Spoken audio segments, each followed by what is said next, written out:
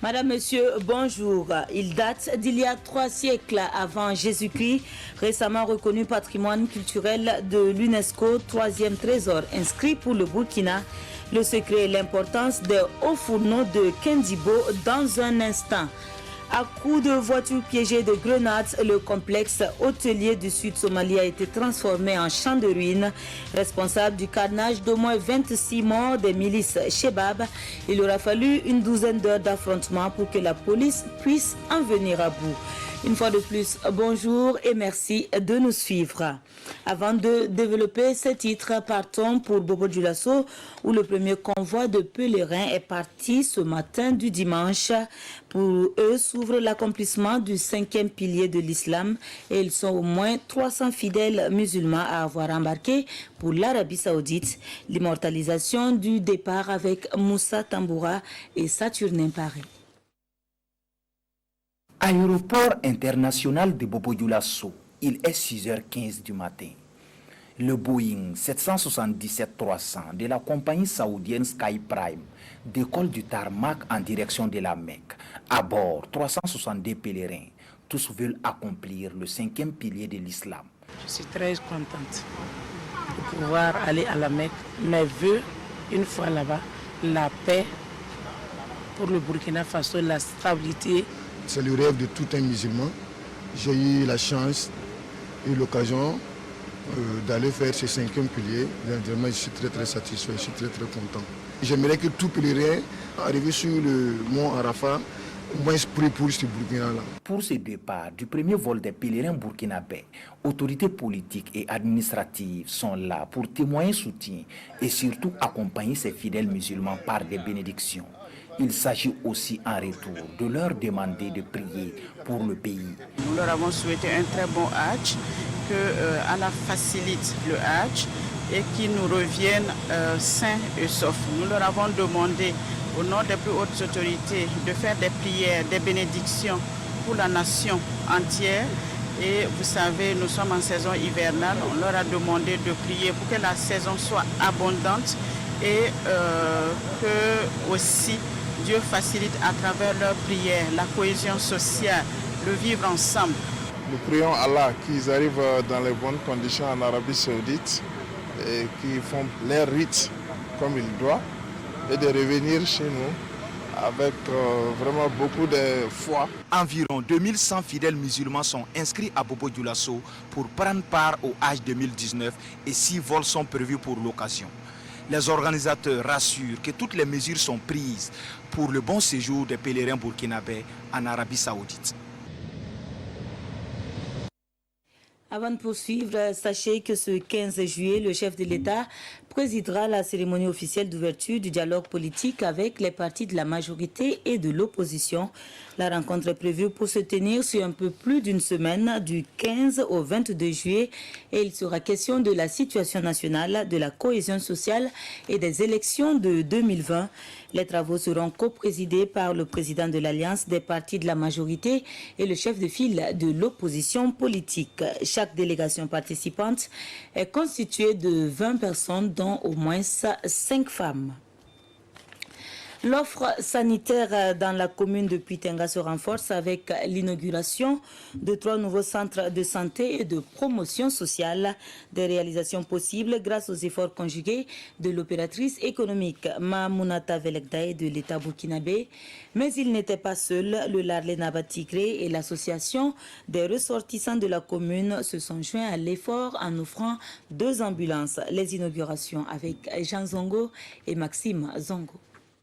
Avec la réception officielle de ces 3 centres de santé, c'est un véritable soulagement pour de nombreuses personnes du district de Puitenga qui étaient obligées de parcourir de longues distances pour se faire soigner. Le CSPS de Yargo, situé à la périphérie de Puitenga, d'un montant estimé à 70 millions de francs CFA, a été entièrement financé par l'opératrice économique Adja Mamounata Velekda. Il est important pour celui qui aime sa patrie de faire quelque chose, si modeste soit-elle, pour contribuer à la construction de son pays. Celui de Ramessoum et du secteur 3 de Puitenga ont été financés respectivement par le budget de l'État et par la mairie de Puitenga. Ces infrastructures vont permettre au peuple et aux bénéficiaires de ne plus parcourir des kilomètres, voire de ne plus enjamber pendant la saison des pluies de profonds fossés pour avoir accès à des soins de qualité.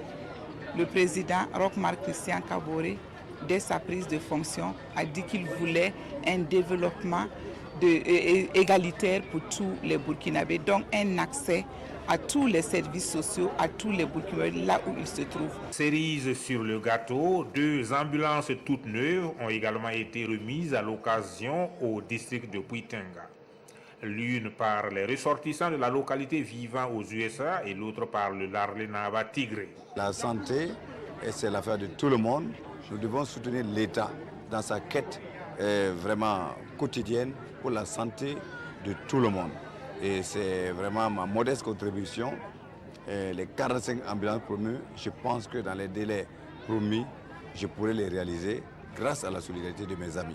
Entièrement équipés pour offrir des services de qualité, les populations bénéficiaires ont été invitées à fréquenter ces centres désormais mis à leur disposition.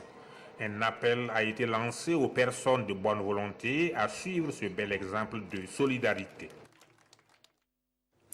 Promouvoir les activités en faveur des personnes vulnérables tout en répondant efficacement aux exigences des partenaires techniques et financiers. Et voici la solution trouvée par l'ONG Catholic Relief Service. Il s'agit du PCT 4D comme technologie de l'information et de la communication. L'outil permet la collecte, le stockage et la gestion des données, et c'est ce dont il a été question au cours de l'atelier du 10 juillet dernier. Le compte rendu avec Jean Zongo et Nathalie Savadogo. Service veut partager son expérience dans l'utilisation des outils ICT 4D et ses impacts dans la promotion de ses activités en faveur des personnes vulnérables.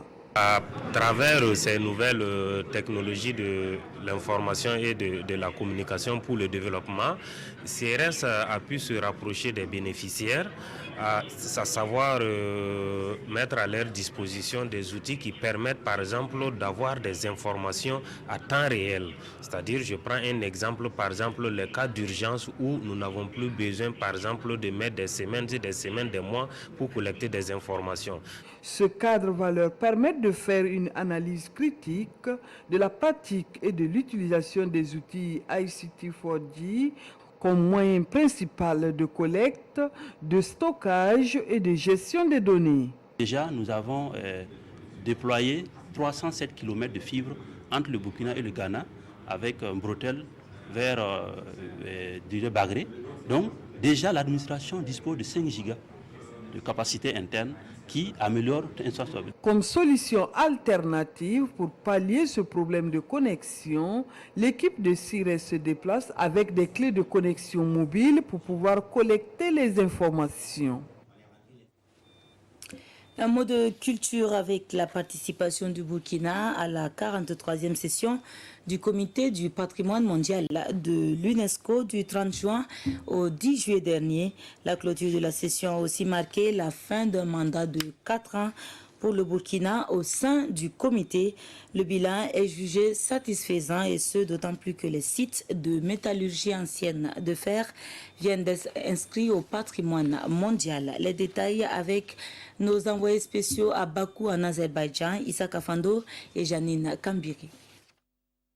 Le Burkina Faso est membre du groupe 5 Afrique du comité du patrimoine mondial aux côtés de l'Angola, de l'Ouganda, de la Tanzanie et du Zimbabwe. Au titre de l'année 2019, il a assuré le poste de vice-président au niveau africain. Il s'est agi pour lui de se prononcer sur les sites culturels et naturels de valeur universelle exceptionnelle proposés pour l'inscription au patrimoine mondial de l'UNESCO. Et cela se fait suivant des critères définis dans la Convention de la protection du patrimoine mondial culturel et naturel. Il y a d'abord un travail qui est fait par l'organe consultatif Pour les sites culturels, c'est l'ICOMOS.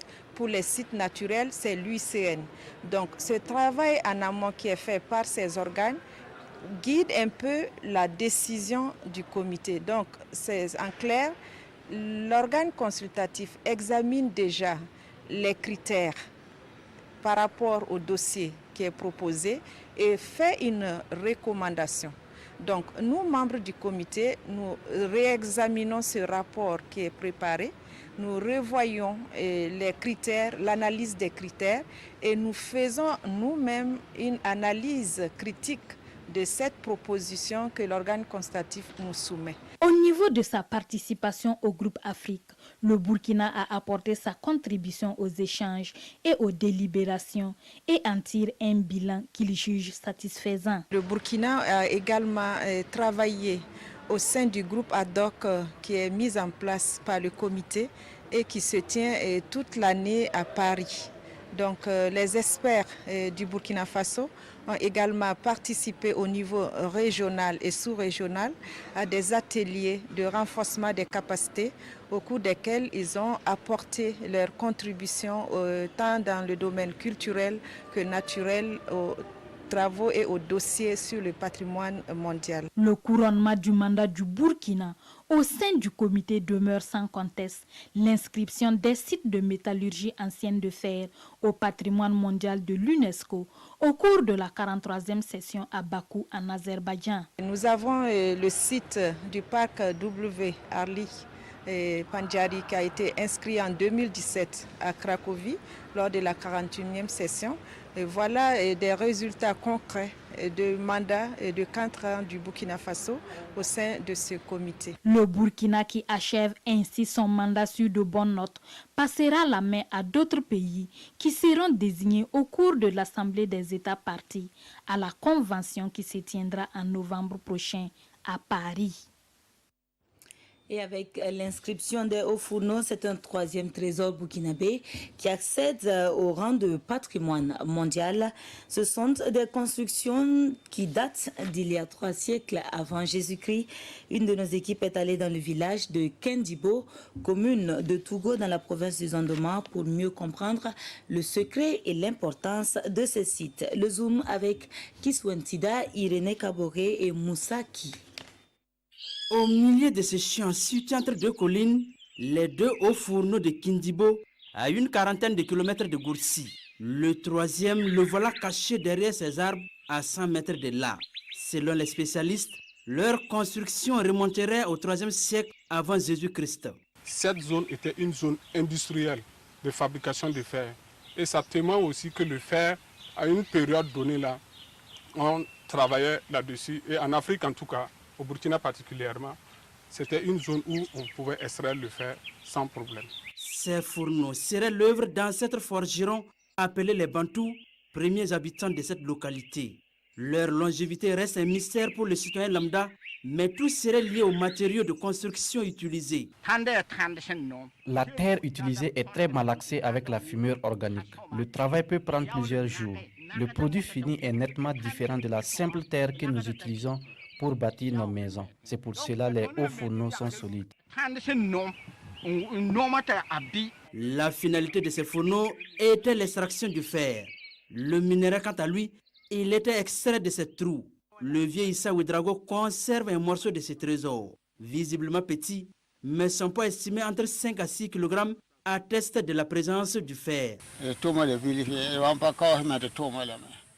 J'ai travaillé avec mes parents sur les hauts fourneaux. Nous intercalions le minerai et le charbon dans les fourneaux. Nous venons mettre le feu à la suite. Au bout de quelques jours, environ 6 à 7 jours, nous avons le fer. Cela était même un rituel.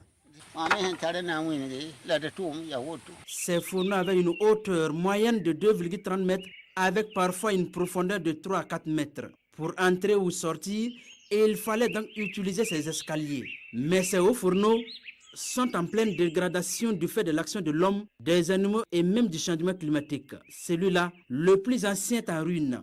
Nous avons demandé à ce que les gens ne cultivent pas jusqu'aux abords de ces fourneaux.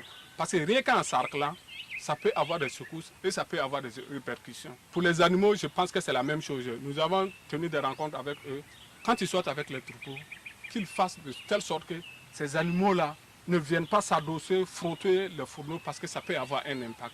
Pour le climat, je pense que là-dessus, il y a un travail scientifique qui est en train d'être fait.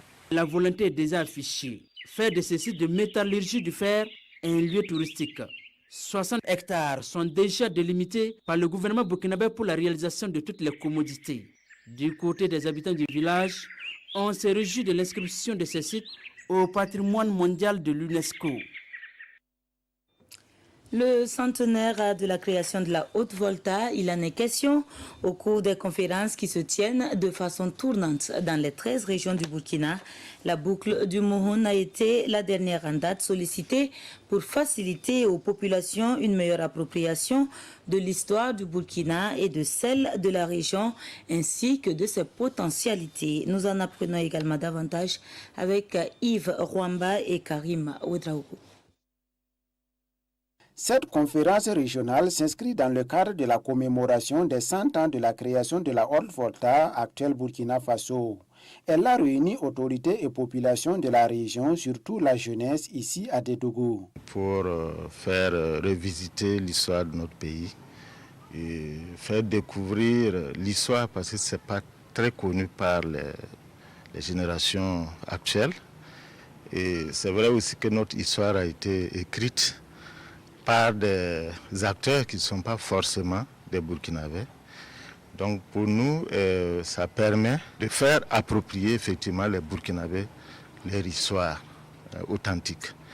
Plusieurs thèmes seront développés au cours de cette conférence afin de permettre à la population de la région de prendre conscience non seulement de leur passé, mais aussi des potentialités dont elle dispose pour pouvoir se développer. Il s'agit d'un côté sur l'histoire et la cohésion sociale, d'un autre côté sur la question des potentialités économiques. Et je crois que ce que nous allons écouter ce matin va être une plus-value pour l'histoire donc de cette région. La jeunesse est le fer de lance de tout pays. Et il est bon que cette jeunesse prenne conscience de ses responsabilités et s'appuie donc sur notre histoire et projette l'avenir en toute sérénité. Ça peut nous permettre de nous appuyer donc sur nos potentialités pour développer notre région. De la création de la Haute-Volta à la construction de l'État-nation burkinabé, leçons et défis. C'est sous ce thème que le Burkina Faso a commémoré le centenaire de sa création en mars dernier. Après l'effort intellectuel, l'effort physique avec une bonne mise en jambe décidée par le comité d'organisation de la conférence régionale. Nous voyons cela en image avec Yves Rwamba et Karim Ouedraogo. Un cross populaire d'environ 4 km suivi d'une séance d'aérobie au stade régional. Ce sont ces activités sportives qui sont menées ici à Dédougou en prélude de la conférence sur la commémoration des 100 ans de la création de la Haute-Volta actuelle Burkina Faso. Alors vous savez très bien que le sport est un facteur de rassemblement. Ça permet aux gens de pouvoir se fraterniser. Et je crois qu'en se retrouvant sur un terrain pour faire le sport, c'est pour nous rappeler que nous devons apprendre à vivre ensemble, nous devons apprendre à marcher ensemble, parce que nos grands-pères ont construit, ont créé, se sont battus pour ce pays. Nous devons nous aussi continuer à nous battre pour ce pays. C'était une occasion un peu de venir aussi soutenir. C'est toujours bien de faire le sport, quoi. Ça nous aide aussi dans l'équilibre dans les études. Commencer cette commémoration par une activité sportive, je crois que c'est lancer un appel à la population, voilà, à la pratique du sport, toute chose qui va contribuer à améliorer leur santé. C'est donc une occasion pour les premiers responsables d'inviter la jeunesse à s'inspirer de la bravoure des devanciers afin de bâtir un Burkina Faso meilleur. J'invite la jeunesse vraiment à se mobiliser, à être solidaire et à se rappeler que les grands-pères se sont battus pour cette nation et nous devons aussi travailler à construire cette nation dans l'unité afin que nous puissions vivre ensemble. Cette commémoration du centenaire du pays des hommes intègres est placée sous le thème de la création de la Haute-Volta à la construction de l'État-nation burkinabé, leçons et défis. Dans ce journal, nous parlons également de la campagne humide qui s'installe avec son corollaire de difficultés liées à l'action de la nature, mais aussi à celle des hommes. Dans la région du Sud-Ouest, c'est l'utilisation de plus en plus fréquente des pesticides pour se débarrasser de la mauvaise herbe qui inquiète. Les conséquences sont à craindre tant sur le couvert végétal que sur la population. Constat dans les champs avec Madou Drago et Kipsi Nana. Tambili, village à quelques encablures de Gawa. Ici, le défrichage des champs est manuel par endroits. Non loin à Holi, c'est l'herbicide qui sert à détruire les mauvaises herbes sans tenir compte des mesures de prévention. Nous n'avons pas assez de moyens pour employer de la main-d'œuvre, raison pour laquelle nous utilisons les pesticides. Nous sommes conscients que ces produits sont dangereux. Mais que faire quand on a plusieurs bouches à nourrir? En réalité, nous n'avons pas le choix. La plupart des agriculteurs s'approvisionnent au grand marché de Gawa où plusieurs gammes de pesticides homologués ou pas homologués leur sont proposées. Nous vendons tous les deux. Nous sommes à côté de Ghana. Bon, ceux qui travaillent des produits là, beaucoup viennent de Ghana. Donc s'ils viennent, c'est pour les Ghanéens là qu'ils connaissent. Mais nous aussi, si nous l'envoyons pour Burkina, là, on les montre, ça c'est pour Burkina, ça c'est pour Ghana. Là. Déjà, ils connaissent le Ghana. Là. Et ils n'ont pas confiance pour nous. Là. Bon, parce qu'ils sont habitués pour Ghana. Là. C'est obligé de le montrer un peu. Mais nous, on n'a pas de moyens pour faire envoyer pour Burkina là, beaucoup. L'autorité régionale en charge de l'agriculture invite les producteurs à faire la part entre produits homologués et non homologués et surtout à observer un minimum de protection. Vous voyez sur ma table des produits donc homologués. Ça, c'est les produits que vous voyez là. J'ai de l'hémacote, j'ai du pirical. Ce sont donc des produits homologués. Et il y a une structure donc qui s'occupe de l'homologation donc de ces produits. Le comité sahélien des pesticides. En dehors de ces produits validés par cette instance, les produits que vous allez constater sur le marché ne sont pas donc homologués. Alors que les produits non homologués que nous voyons sur le marché, ce sont des produits généralement très violents. Logiquement, un producteur qui veut utiliser aujourd'hui des pesticides doit pouvoir s'habiller décemment avant de pouvoir le faire. Au sud-ouest, plus de la moitié des agriculteurs utilisent les pesticides dans la production des céréales comme les cultures de rente. Revenons à Ouagadougou avec la commission de l'informatique et des libertés qui poursuit sa mission de sensibilisation sur les enjeux de la protection des données personnelles à l'ère du numérique. Son message a été porté à des futurs prêtres à la faveur d'une session de formation le 11 juillet dernier à Waïguia. Les détails avec Irénée Kabouré et Moussaki. Protéger ses données personnelles à l'ère du numérique, les sujets d'actualité et ces futurs prêtres du diocèse de Waïguia veulent savoir comment désormais s'y prendre sur l'Internet et sur les réseaux sociaux. La formation sur les enjeux de la protection des données personnelles s'avère alors nécessaire pour ces hommes de Dieu, nous confie le Père évêque. Dans ce contexte où tout est dit, tout est raconté avec l'Internet et tous ces moyens de communication, il faut bien sensibiliser et former les jeunes, surtout les jeunes qui aspirent vers le sacerdoce. Le diocèse de Waïguia en est l'initiateur, mais la présente session de formation est assurée par 2 panélistes de la commission de l'informatique et des libertés CIL. Ici, l'accent est mis sur des communications et d'échanges. D'abord, le cadre juridique de la protection des données à caractère personnel et aussi dans une deuxième communication, aborder la question de la protection des données personnelles à l'aide des réseaux sociaux. Et enfin, une dernière communication sur la sécurité des systèmes d'information. Cette formation, ça me permet de pouvoir protéger mes données pour que tout puisse bien se dérouler comme je voudrais que ça se fasse et non pas comme les réseaux sociaux voudraient parfois nous soutirer des informations sans notre consentement. La formation sur les enjeux de la protection des données personnelles à l'ère du numérique a concerné 54 futurs prêtres venus des 12 paroisses que compte le diocèse de Waiguia. Voilà, nous étions bien à Waiguia et là nous partons pour le Sahel. Il y est question de l'abandon du mariage des enfants, une pratique qui trouve parfois ses fondements dans les traditions ancestrales. Il est donc impératif d'associer les leaders coutumiers et religieux dans la lutte et c'est ce que fait l'association ASMAD à travers des plaidoyers. Nous voyons cela avec Ousmane Kietega et Seydouzo. L'association ASMAD veut apporter sa contribution dans la lutte contre le mariage d'enfants au Burkina.